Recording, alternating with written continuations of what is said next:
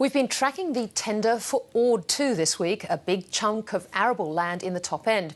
One of the final bidders is a Chinese company, raising concerns within the coalition and from another bidder, AACO. Trade Minister Craig Emerson has been dragged into this, having spearheaded a joint Chinese-Australian study on investment in the nation's farmland. And the minister is outraged by Barnaby Joyce's suggestion of any nexus between him, the Chinese bidder, Zhongfu, and its lobbyist, Bob Hawke. Minister, welcome to the programme. Thanks to you. Now, growing concerns, of course, about food and the national interest. Going to the Ord sale in particular, Ord 2, why would Australia opt for a Chinese freehold ownership and control over what, on the face of it, looks like quite a strong alternative Australian bid backed by Australian super funds? Well, if I could put it in context, there's been speculation, quite mischievous speculation about a joint study that's been initiated by the two governments that does involve private sector input. We've got a big report out today by the Business Council of Australia talking about $900 billion in an investment pipeline. You've got two choices here, and that is one, a government that welcomes foreign investment, subject of course to Foreign Investment Review Board screening where it is of state-owned enterprises or projects involving more than $244 million, or the coalition which has adopted a position that is hostile to foreign investment, in particular foreign investment from China. The issue is that about sovereign wealth funds is that when they are combined with China and with food security, because the concern is that the process, you talked about the Foreign Investment Review Board, that it isn't a robust process and there is a potential for Australia's national interest to be impacted there. Oh, well, OK.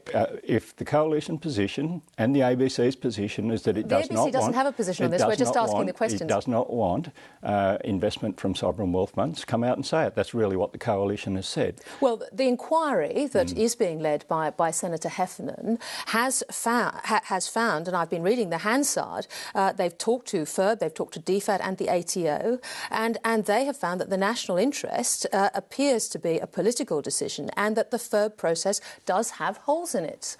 Well, let's see how the report of that Senate inquiry unfolds. At least Senator Heffernan is going about this in a rigorous way. We already have a national interest test. We've articulated exactly what the criteria are for assessing the national interest. But if we really do believe that Australia's agricultural development can be funded from now on without any investment from sovereign wealth funds or state-owned enterprises, well, I think that's a fool's belief. The tax issue for sovereign wealth funds, again, the committee has asked the tax office, and the tax office has basically agreed that in a situation where a sovereign wealth fund owned land and grew food and exported it back to China, that it might not pay any tax at all. Yeah, I've seen Senator Heffernan's references to that, which is kindly provided to you, and that's fine, that's fair enough. But doesn't that concern you? Well, it doesn't actually, because there is no proposal.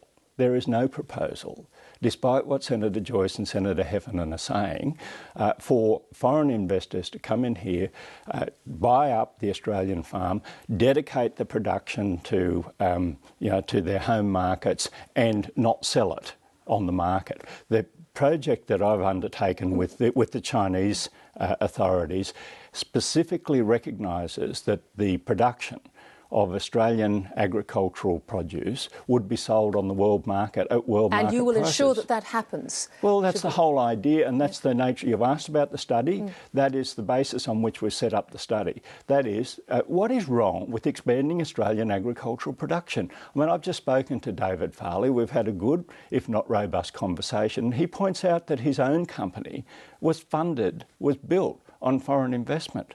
And this is very handsome. But I don't think any of these people are against foreign investment. Yes, they acknowledge, I mean, Senator Heffernan on this programme acknowledged that foreign investment helped build Australian agriculture. But when he does talk about the issue of sovereign wealth funds, it's this combination of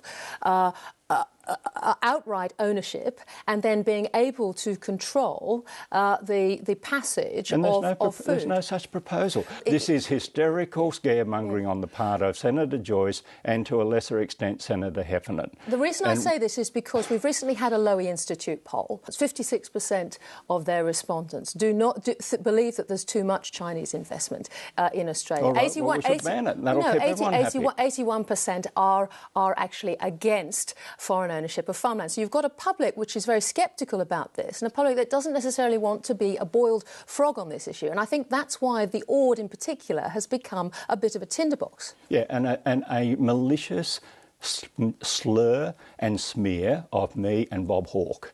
That's what happened. That's what happened under parliamentary privilege, condoned by Tony Abbott, effected by Senator Barnaby Joyce. And you say the first time you knew about Zhong Fu and Bob Hawke's involvement was reading it in The Australian? Correct.